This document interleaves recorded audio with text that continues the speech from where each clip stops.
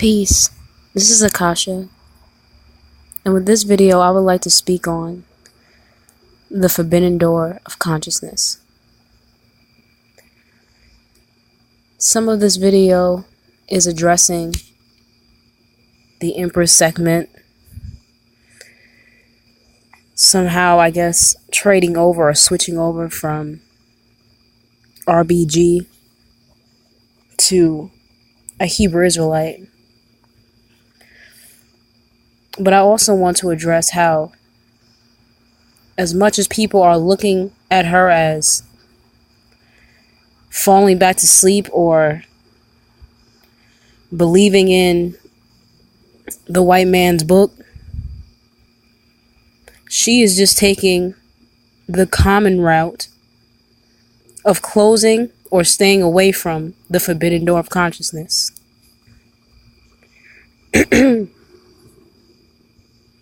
Most people, most people when they wake up, they think that the conspiracy theories and the little bit of information that they get online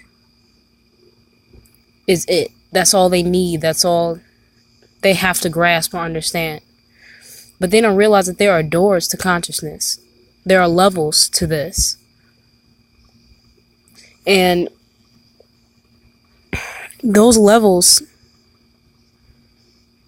have structures. They have foundation already in place because majority of people have already walked that path, have already opened that door.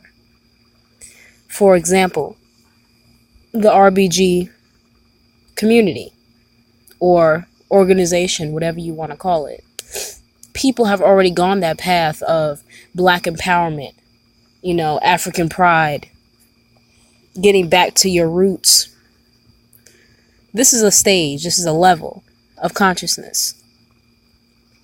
Then you have the Egyptologists. This is a level of consciousness.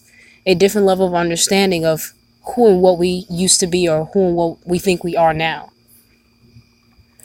Hebrew Israelites is another construct. This is another door, another level of understanding and consciousness for us as a people. But it has already been laid out. It has already been constructed. You have rules. You have a foundation. You have elders to look up to guide you through those stages. Now, when you begin to awaken, and the more deeper you go into consciousness, you come across the forbidden door. Now, I say it's forbidden because majority of people open that door and close it back. Because that door, when you open it, it has no structure, it has no foundation, it has no blueprint, it has no floor, no ceilings, it has no elders to look up to. That forbidden door is a directionless realm. It has no purpose. It has no direction. It has no limits, no structure, no rules, no guider, no teacher.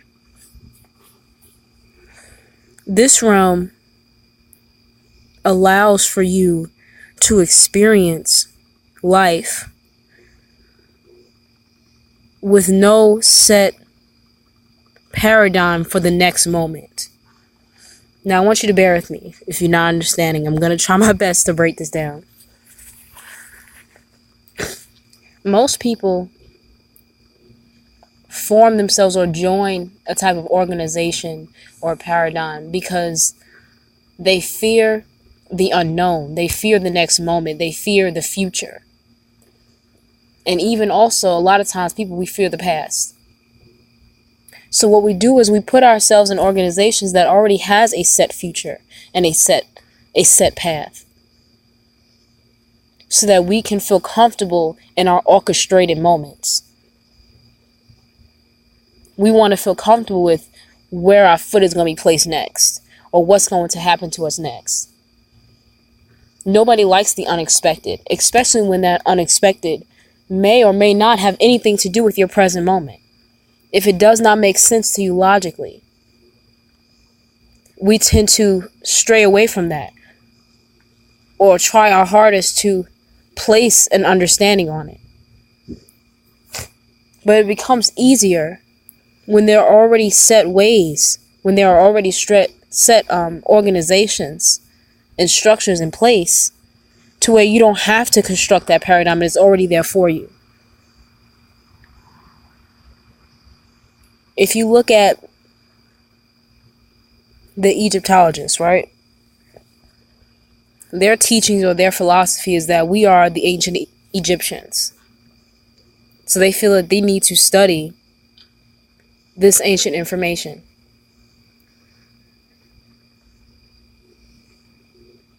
And how they see it is, the more that they learn about our past in Egypt, the greater their future can be, or the greater control they can have over their future. So they feel comfortable and satisfied in knowing that.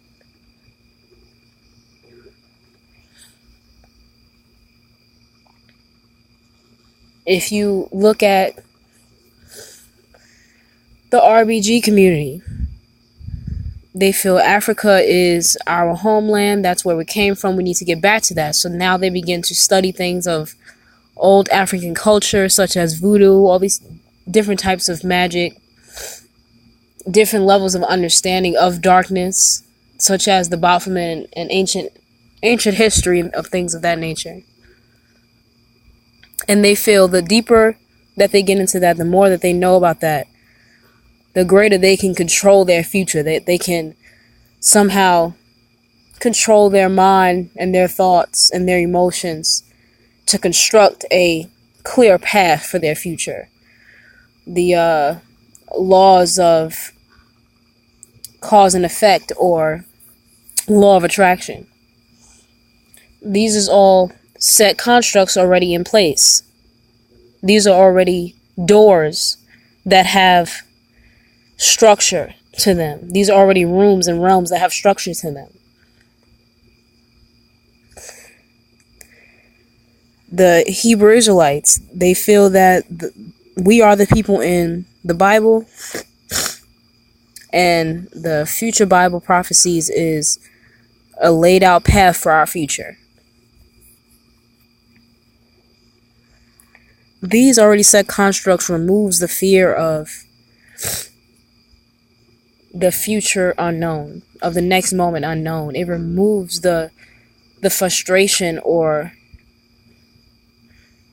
conflict that you have within yourself on what to do next, or how to think, or how to be in the next moment, or how what you're doing now can affect your next moment.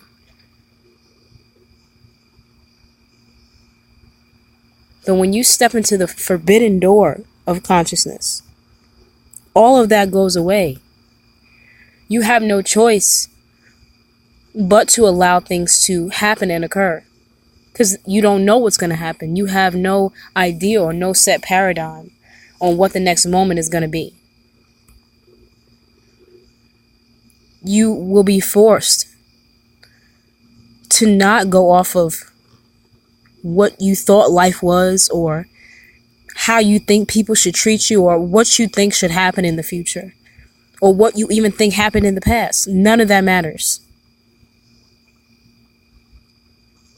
In that forbidden room, you drown or sink into the unknown, onto the unlimited possibilities of anything and everything happening.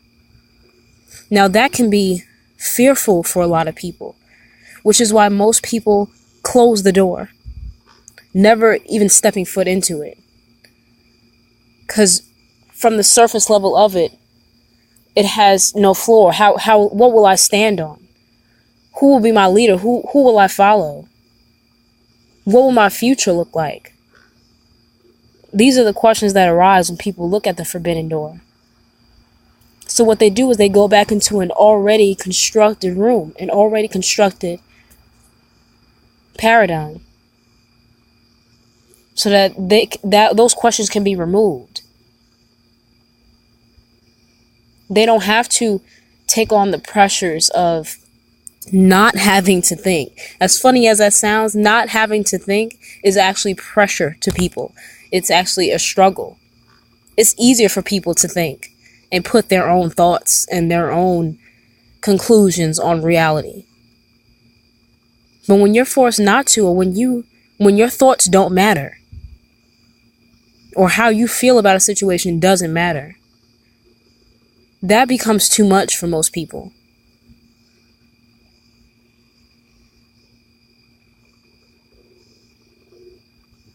I have recently been forced into the forbidden door. And when you are in there, you begin to realize that the other doors, there's no right or wrong door to be in. It's just wherever your spirit or wherever you are led to be, that's what's meant for you.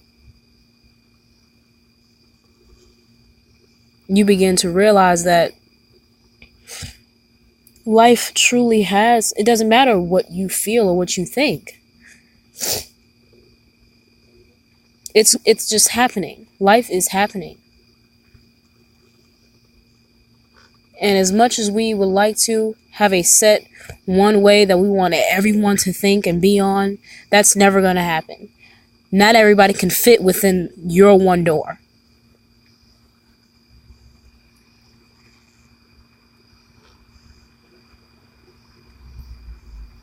Everybody is in their right room for however much their spirit can handle, for however much their consciousness can handle.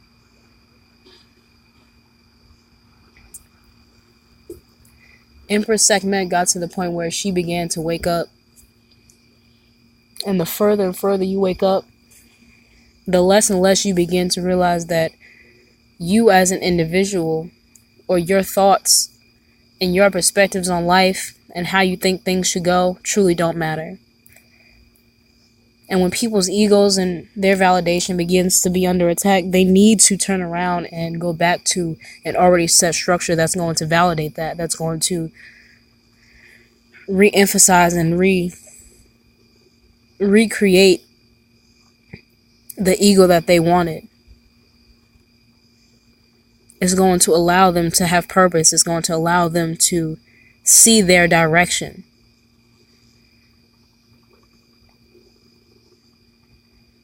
It is not up to us to look down upon her for her choice. It's really up to us to figure out what door are we in? What room are we in? What paradigm are we in? Because there are many than just the ones that you can think of or name. This society, this matrix that we are in, have established so many set paradigms for us and set traps for us.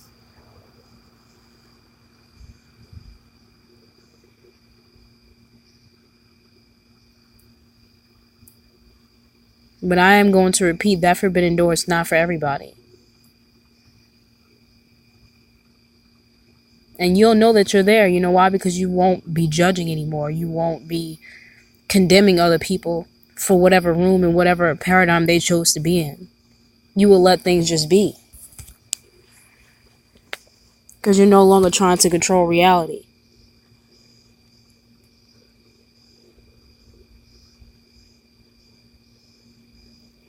I say for those people that are standing at the door and hesitating to go in, yes, it's scary at first, but once you're in there, you're truly free.